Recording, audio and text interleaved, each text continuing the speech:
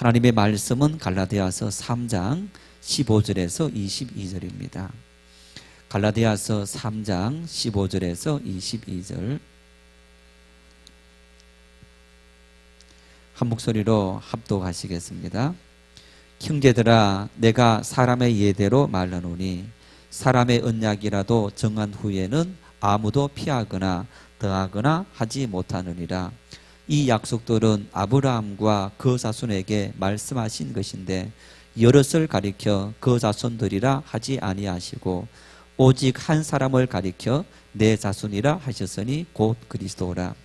내가 이것을 말하노니 하나님께서 미리 정하신 언약을 430년 후에 생긴 율법이 폐기하지 못하고 그 약속을 헛되게 하지 못하리라.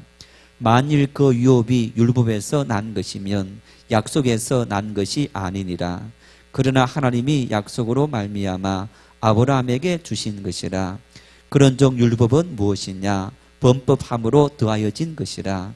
천사들을 통하여 한 중보자의 손으로 베푸신 것인데 약속하신 자손이 오시기까지 있을 것이라. 그 중보자는 한편만 위한 자가 아니나 하나님은 한 분이시니라. 그러면 율법이 하나님의 약속들과 반대되는 것이냐? 결코 그럴 수 없느니라. 만일 능히 살게 하는 율법을 주셨더라면 의가 반드시 율법으로 말미암았으리라. 그러나 성경이 모든 것을 제 아래에 가두었으니 이는 예수 그리스도를 믿음으로 말미암는 약속을 믿는 자들에게 주려 함이라. 아멘. 지난 수요일은 설교 제목이 믿음과 율법이다. 그래서 한마디로 말하면 우리가 구원을 받는 것은 율법을 지킴으로 구원을 받는 것이 아니고 믿음으로 구원을 받는다. 결론이 그거였습니다. 지금 갈라디아서 이 말씀 1장부터 6장까지 이 말씀 한마디로 전체 요약하면 바로 이 말씀인 거예요. 그런데 이런 말씀들을 바울 사도가 왜 믿음으로 구원받고 율법으로 구원받는 것이 아니냐? 그러면 왜 율법이 필요했던 거냐? 그러면서 믿음과 율법이 우리에게 역사적으로 어떻게 주어졌느냐?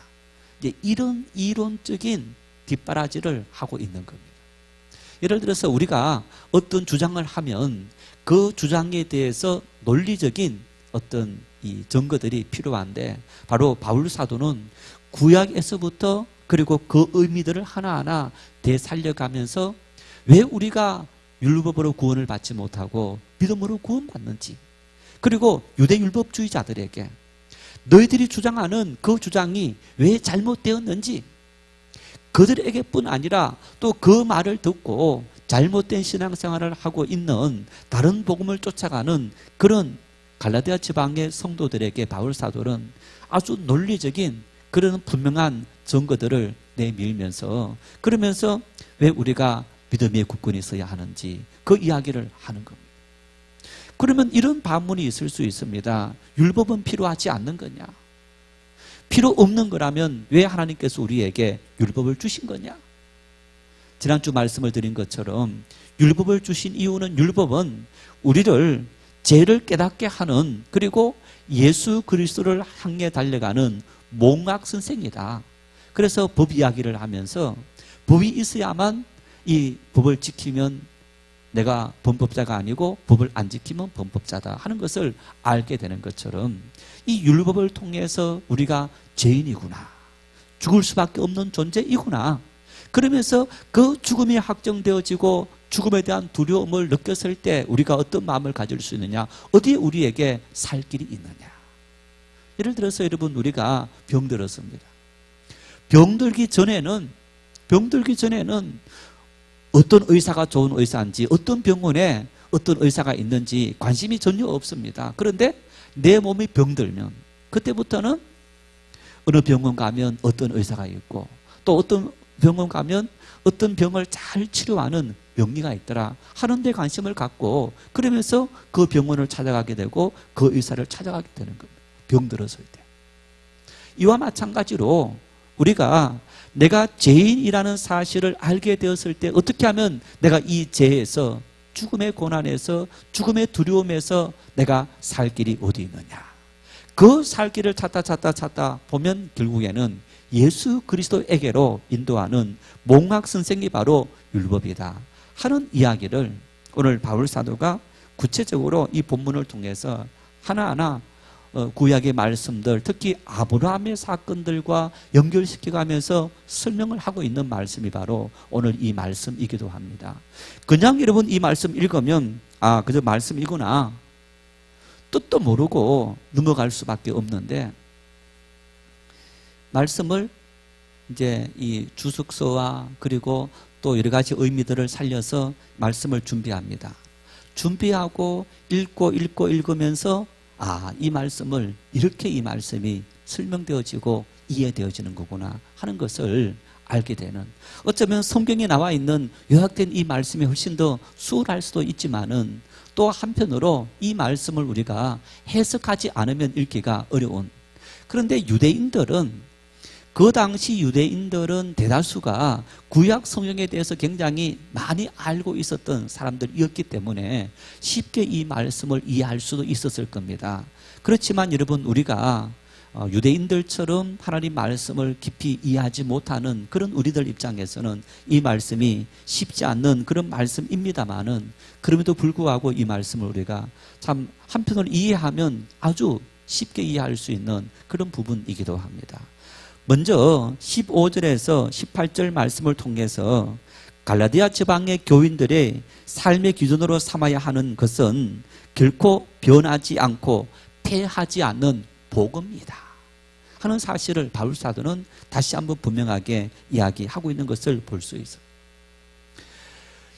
다른 복음을 전하는 사람이다라고 바울 사도가 단정적으로 말했던 유대 율법주의, 율법을 지켜야만 구원을 받는다라는 그런 주장에 대해서 바울 사도는 강력하게 거부합니다. 다른 복음이라고 말하면서 아주 강하게 언급하는 그런 모습을 이야기하면서 오늘 이 15절에서부터 18절 말씀을 연결해 나가고 있는데, 이렇게 말합니다.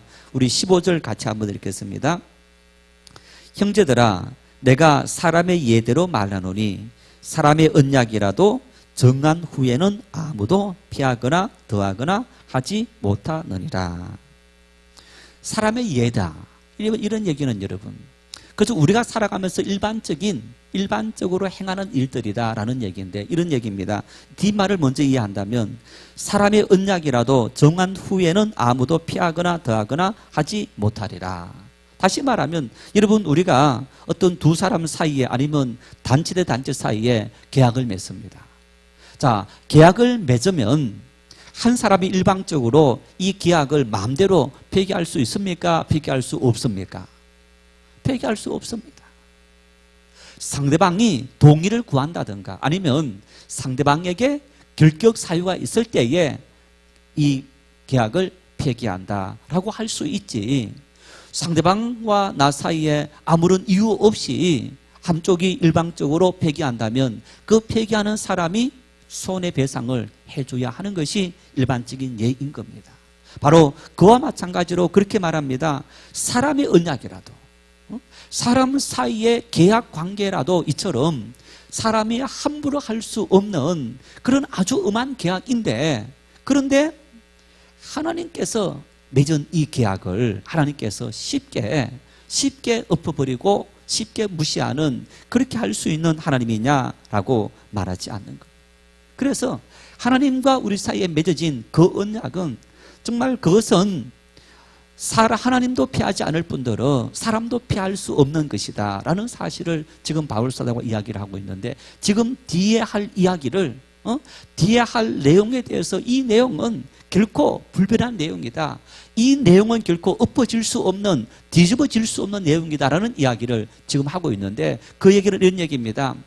지난주 말씀을 드렸던 또 방금 설명했던 말씀처럼 율법과 복음 관계 속에서 복음으로 구원받는다라는 그 사실은 하나님께서 이미 우리와 언약으로 맺은 일인데, 그 언약으로 맺은 일들은 결코 뒤엎어질 수 없는, 이것은 진리이다라는 사실을 바울 사도가 이야기하고 있는 겁니다. 그래서 16절 말씀에 그 이야기를 하고 있는데 16절 읽겠습니다. 이 약속들은 아브라함과 그 자손에게 말씀하신 것인데 여럿을 가리켜 그 자손들이라 하지 아니하시고 오직 한 사람을 가리켜 내 자손이라 하셨으니 곧 그리스도라. 이 약속들은, 이 얘기는 하나님께서 우리 사람과 맺은 언약을 말합니다. 자, 우리가 구원받는 것은 하나님의 은혜로 구원받는다라는 이 약속. 여러분, 이 약속, 그 약속은 바로 아브라함과 그 자손과 맺은 언약이다, 이렇게 말하는 거예요. 창세기, 지난주 말씀을 드렸습니까? 창세기 15장 6절 말씀에 아브라함이 하나님을 믿으니 이것을 그의 의로 여기셨다, 이렇게 말합니다.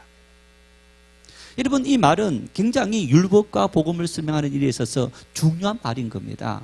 자, 아브라함이 하나님 앞에 율법을 지킴으로 그 율법을 지키는 것을 하나님께서 인정해서 그것을 그의 의, 구원으로 삼았다라고 말하는 것이 아닙니다.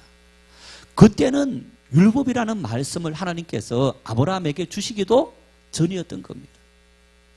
아브라함이 하나님을 믿으니, 그런데 아브라함이 어떻게 믿었느냐 보십시오. 자, 아브라함이 원래 어디 살았느냐? 갈대아 우르라는 곳에 살았습니다. 그 갈대아 우르에 살면서 아브라함의 아버지는 우상을 만드는 직업을 갖고 있었습니다.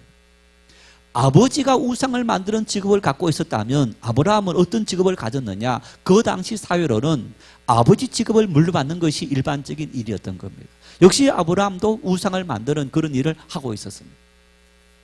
창세기 7장 말씀을 보면 그 아브라함이 어느 날 하나님 말씀에 순종해서 자기 고향을 떠났고 그리고 하란에 머물렀다가 하나님께서 다시 아브라함에게 왜 떠나지 않느냐라고 말씀하시자 가나안 땅으로 오게 된 겁니다. 가나안 땅 가서 살다가 기근이 생겼습니다. 아브라함이 일방적으로 애굽으로 갑니다. 그곳에서 바로 왕이 아브라함의 아내 사례를 보면서 너무너무 이쁘니까 자기 아내로 취해서 가자, 내 누이 동생입니다 하면서 갖다 바칩니다. 그때 하나님께서 바로 왕에게 음성을 들려주시면서 왜 너가 남의 아내를 빼앗아서 취하려고 하느냐. 그러자 이 바로가 깜짝 놀라면서 아브라함을 불러서 어떻게 나를 속였느냐, 이런 어떤 사건들이 쭉 진행되어지는데, 여러분, 그 사건들 속에서 아브라함이 어떤 걸 느끼느냐, 나를 부르신 그 하나님, 그 신적인 존재가 나에게 어떤 분인지 하나하나 깨닫게 되어지면서 그때부터 아브라함이 어떤 마음을 가졌느냐, 아, 하나님의 말씀 앞에 내가, 나를 부르신 그 신 앞에 내가 무조건 순종해야 되겠구나 하는 마음 생겼습니다. 그 사실을 아브라함이 믿었을 때 하나님께서 그를 의로 여기셨다. 여러분, 그러면 예를 들어서 아브라함이 어떤 사실을 믿었느냐, 하나님께서 그를 불러주셨고 그를 지켜주셨고 그에게 은혜를 베풀어 준 그 사실을 믿은 거예요. 하나님께서 아브라함에게 손에 되도록 끼친 것이 하나도 없는 겁니다. 너로 하여금 큰 민족을 이루고 너에게 새로운 땅을 주겠다. 시련은 있겠지만은 순종하면 너가 그런 영광을 취하리라. 그런 은혜를 베풀어 주신 겁니다. 그 말씀 앞에 아브라함이 순종했을 때, 그 은혜를 받아들였을 때 하나님께서 그것을 믿음으로 인정하시고 의로 여기셨다. 그러니까 아브라함이 하나님 말씀을, 율법을 지킨다든가 뭐 어떤 그런 거 전혀 없는 상황 속에서 하나님은 아브라함의 믿음을 의로 여기시고 구원하셨다. 지금 이 말씀은 바로 그 얘기인 겁니다. 이 약속들은 아브라함과 그 자손에게 하나님께서 한 약속이다. 그러면서 이렇게 말합니다. 그 자손은 오직 한 사람을 가리키는데 곧 예수 그리스도이시다. 아브라함이 믿었다라는 그 믿음이 누구와 연결되어지느냐? 바로 예수 그리스도와 연결되어진다.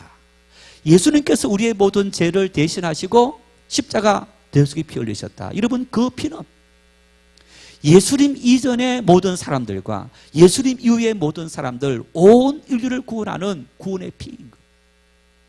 그 예수님의 대속의 피 흘림은 우리가 피 흘린 만큼, 예수님께서 대신 죽으실 만큼 어떤 착한 일을 한다든가 아니면 어떤 걸, 뭔가를 대가를 지불했기 때문에 예수님께서 그런 십자가를 지신 것이 아니라 예수님께서 일방적으로 우리를 위해서 베풀어 준 은혜, 선물이라는 것. 그래서 그 선물을 우리가 믿음으로 구원을 얻는다. 이 사실은 하나님께서 믿음의 조상을 아브라함을 택하실 그때부터 지금까지 유효한 일이다.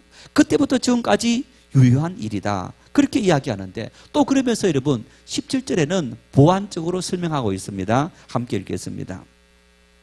내가 이것을 말하노니 하나님께서 미리 정하신 언약을 430년 후에 생긴 율법이 폐기하지 못하고 그 약속을 헛되게 하지 못하리라.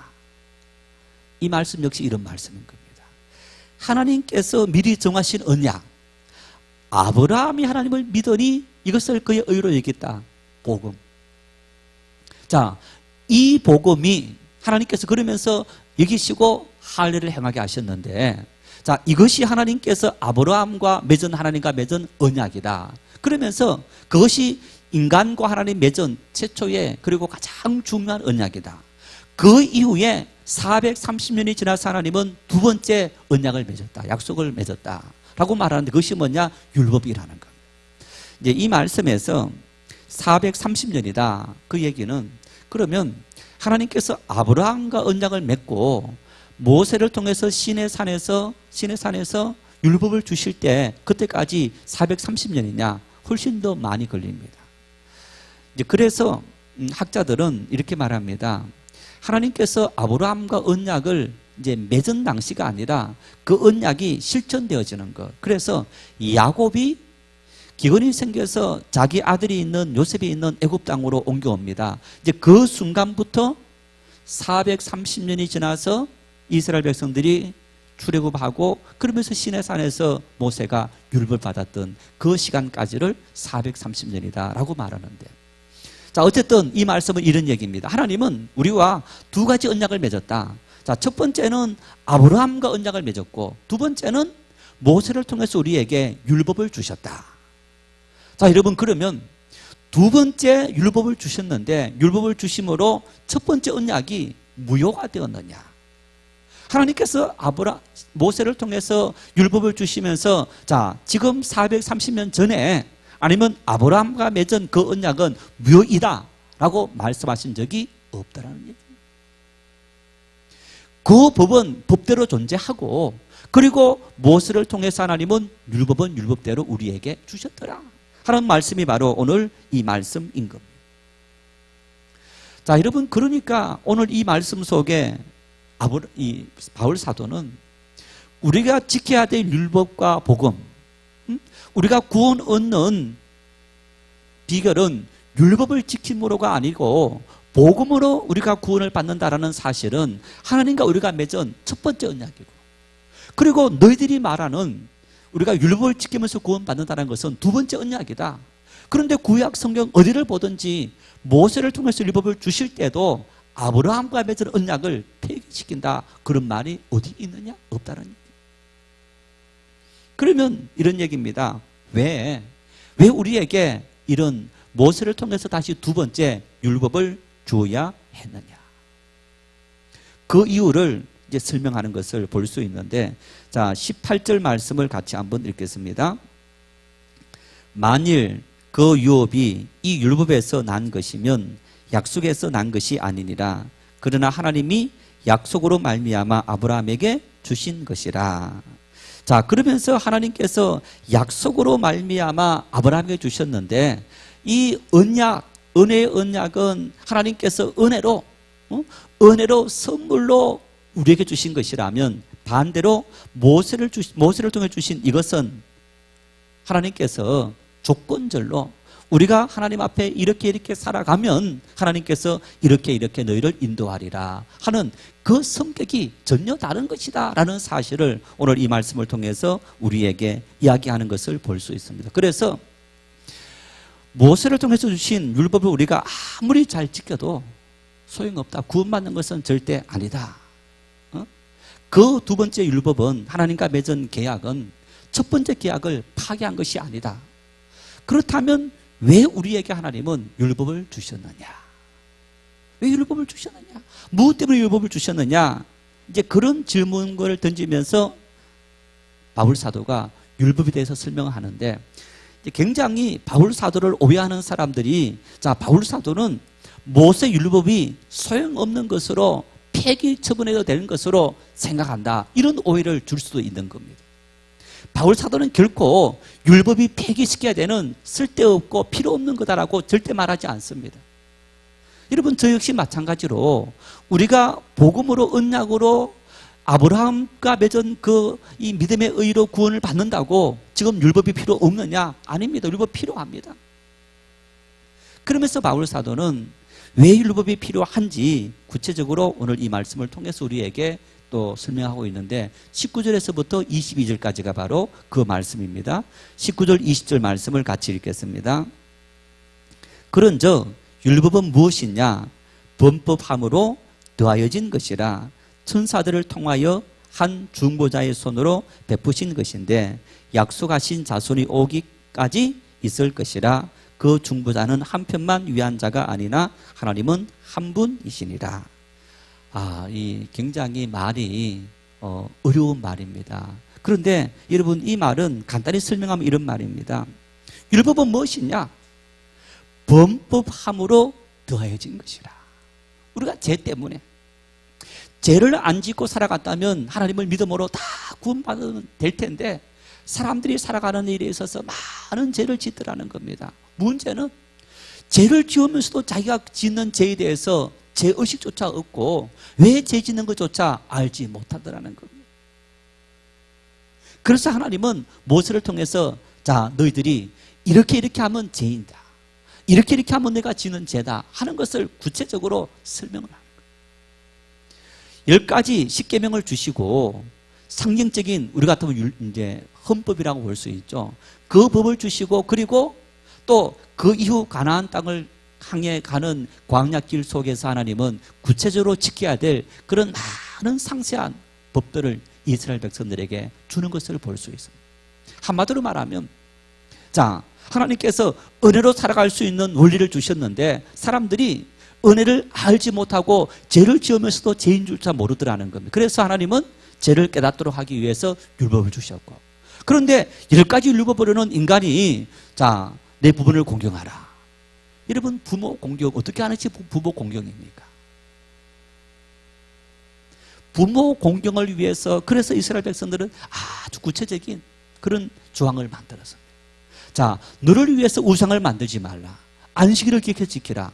안식을 어떻게 지키는 거냐?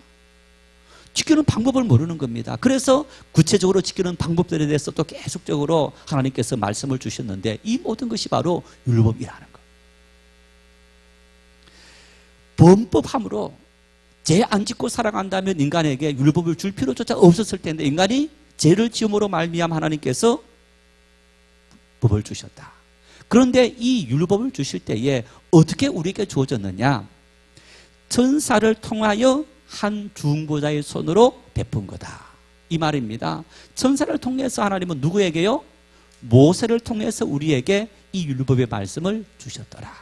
그렇게 말합니다. 그렇다면 다시 이렇게 말합니다. 약속하신 자손이 오시기까지 있을 것이라. 이 율법이 언제까지 유효하냐? 율법이 언제까지 필요하냐? 예수 그리스도가 오시기까지 우리에게 죄를 깨닫도록 하기 위해서 죄인이 죄를 깨닫고 하나님 앞에 통해 자복할 수 있는 이제 그런 하나님의 은혜를 사모하는 이제 그때까지 이제 그 모든 것들을 완전히 완성시키는 분이 누구냐? 예수 그리스도라는 것. 이제는 여러분, 우리가 율법이 있을 때는 내가 죄로 말미암아 죽게 되었구나, 살게 되었구나 라는 것 정도만 알게 되었지만은 이제 예수를 믿음으로 우리는 구원을 받았다. 죄에서 사죄함을 받았다. 예수님이 오시기 전까지는 율법으로 말미암아 내가 죄인이구나, 나는 죽게 되었구나 하는 그 상태였다면 이제 예수님께서 오심으로 더 이상 율법이 소용이 없는 겁니다. 내가 죄를 지어도 어떻게 되는 겁니까? 예수님께서 내 죄를 대신해 줬기 때문에.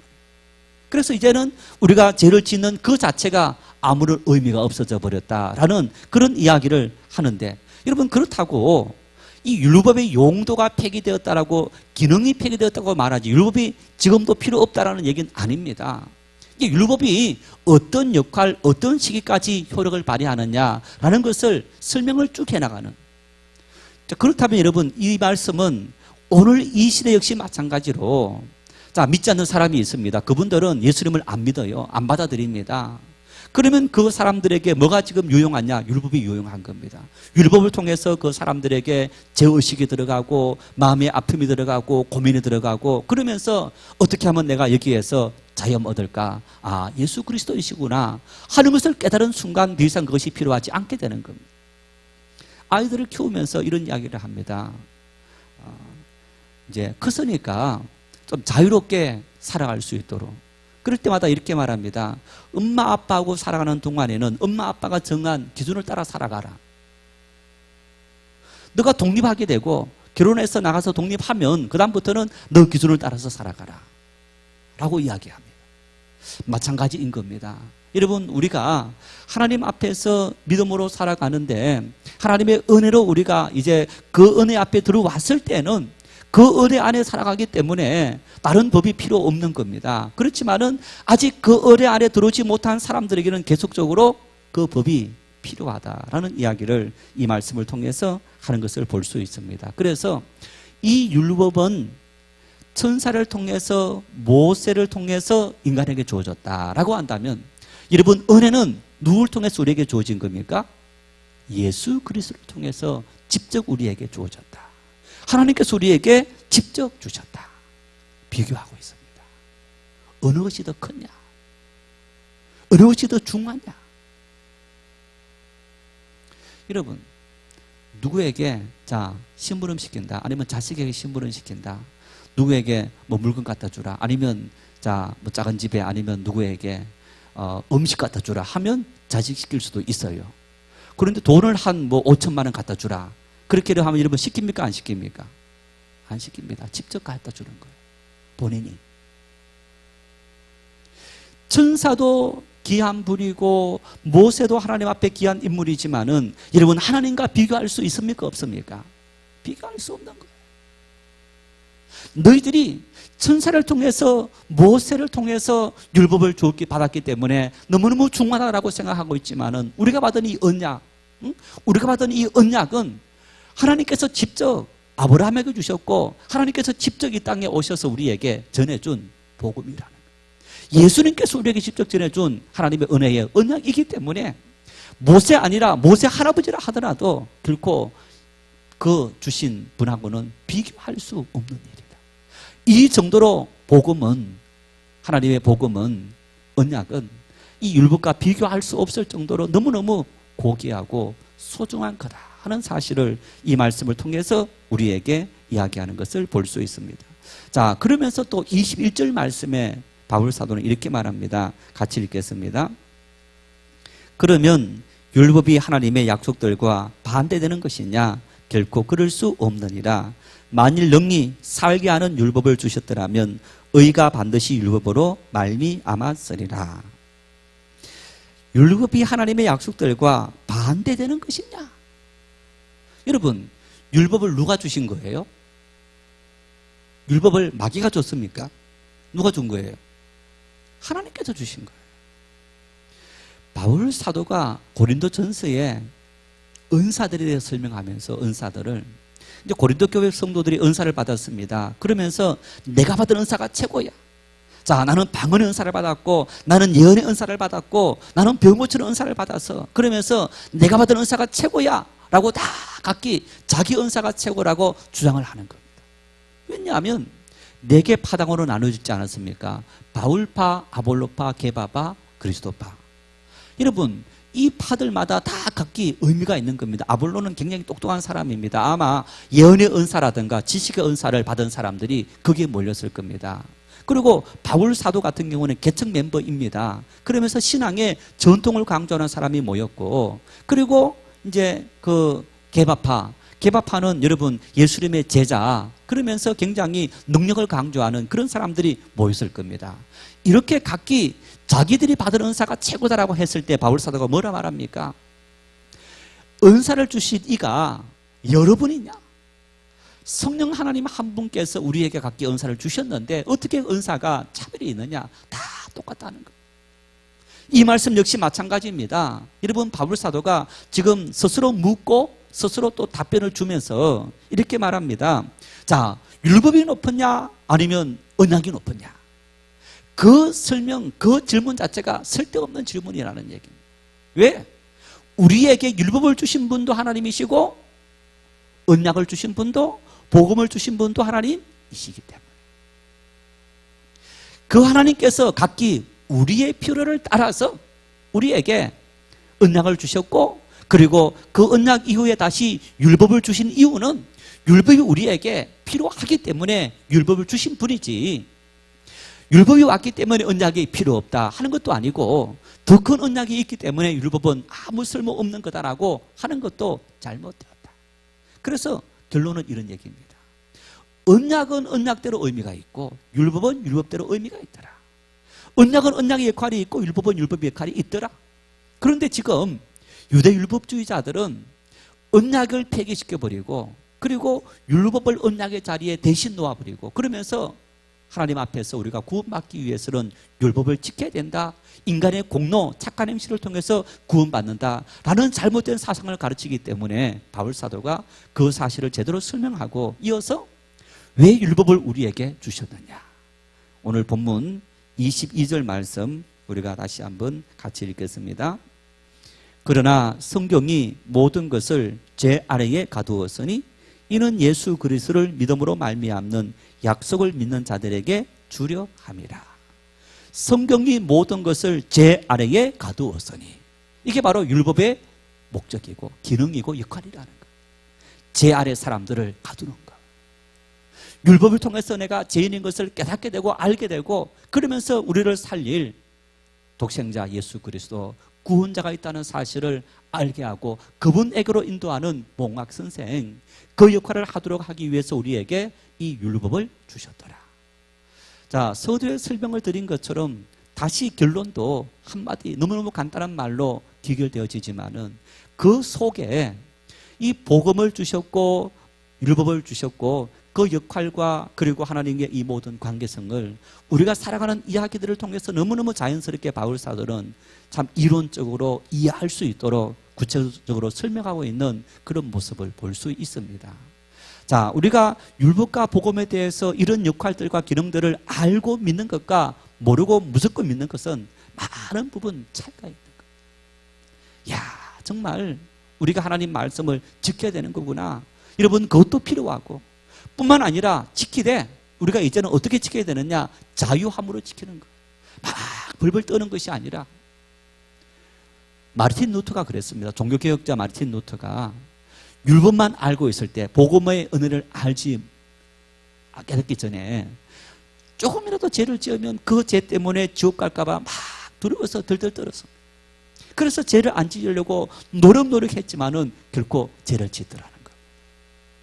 그런데 하나님 말씀을, 이 갈라디아서를, 시편을, 로마서를 연구하는 중에 우리가 구원받는 것은 율법을 지킴으로 구원받는 것이 아니고 율법은 우리에게 이처럼 죄를 깨닫게 하고 예수 그리스도를 믿음으로 구원받게 하는 거구나. 예수 그리스도를 믿음으로 구원받은 그 순간 더 이상 율법의 영향을 받지 않고 죄 때문에 두려워하지 않는 그런 자유인의 삶을 살아갈 수 있었다라고 이야기하고, 여러분, 그 복음을 위해서 루터는 그 당시 세계를 지배하고 있었던 로마 제국, 또 이 로마 캐톨릭, 그 신앙에 반기를 드는, 저항하는 그런 종교개혁을 일으키는 그런 계기가 되었던 것을 볼 수 있는데, 여러분, 그 정도로 바울 사도가 언급했던 이 복음과 율법, 그것은 오랜 세월 기독교 역사 속에서 무려 1500년 동안의 사람들은 잃어버렸던 거예요.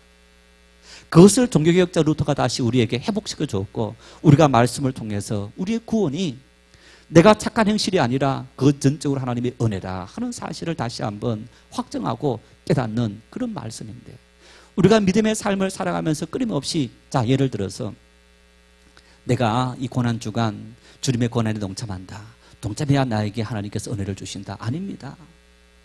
동참하기 전에 관계없이 우리는 이미 하나님의 구원의 은혜를 받은 줄 믿으시기를 바랍니다. 그 받은 은혜에 대한 감사, 기쁨, 그 감사와 기쁨, 이제는 내가 남은 주님의 고난을 내 삶을 통해서 지고 걸어가겠습니다. 그 기쁨이 있는 사람은 기쁨으로 힘들지만은 이 고난에 함께 동참해야 되겠다 하는 마음으로 참석할 수 있게 되는 거예요.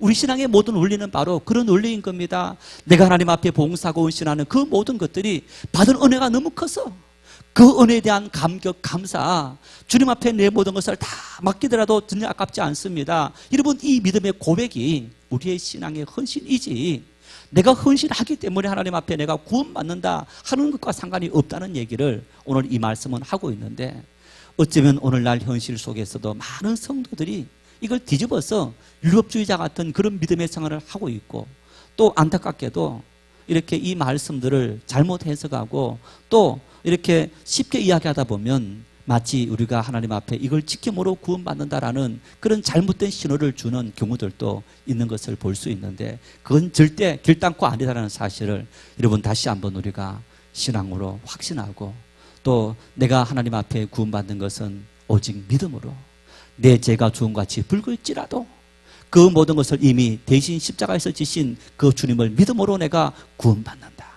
이제 구원받은 백성들이 하나님 앞에 주신 이 말씀을 지키면서 기쁨으로 살아간다. 살면서 지키지 못할 때 하나님 앞에 이미 나를 용서해 주신 그 주님 앞에, 주님 내가 또 죄를 지었군요 하면서 회개할 때 주님은 다시 받아주시고 우리의 삶을 인도해 주신다. 여러분, 이러한 자유함이 있는 것이 바로 그리스도인의 삶의 모습이다 하는 이야기를 오늘 이 말씀을 통해서 우리에게 하고 있는 것을 볼 수 있습니다.